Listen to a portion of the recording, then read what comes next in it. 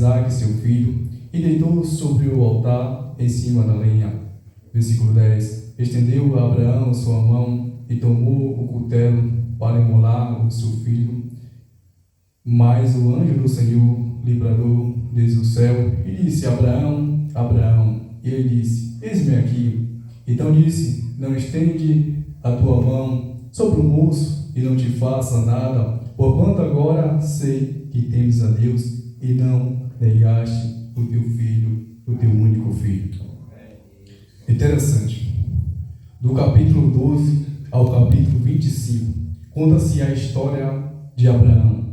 E o interessante é que nessa história que é contada, Deus faz uma promessa a Abraão. Deus diz a Abraão que ele será grande, o seu filho será grande nas nações. E Abraão espera 25 anos. Deus faz a promessa a Abraão quando Abraão tem 75 anos. E nessa jornada passa 25 anos. Abraão é pai com 100 anos. Abraão se torna pai de seu filho Isaque com 100 anos. Antes disso, Sarai dá a sua serva Agar para Abraão ter um filho. Mas esse filho não é o filho da promessa. Imaginamos nós que passa 1, 2, 3, 4 anos e a promessa de Deus não se cumpre. Se fosse nós no lugar de Abraão, estaríamos desesperados.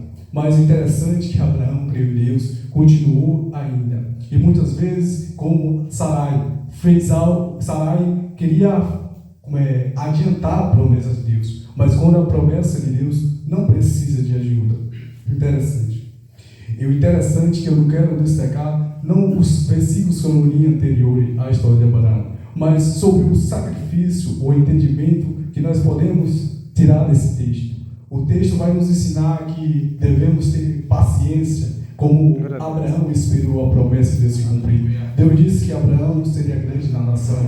Deus disse que Abraão, os seus filhos seriam numerosos como as estrelas e como o pó da terra. E ele creu. E o interessante é que quando ele começou a buscar a Deus e Deus deu o seu filho, ele esqueceu do Senhor. Por isso Deus faz, glória a Deus, por isso Deus pede a ele o filho, para ele sacrificar. E Deus queria saber se ele mais amava o filho ou a ele. E ele demonstra que amava mais a Deus do que seu filho, oferecendo sacrifício.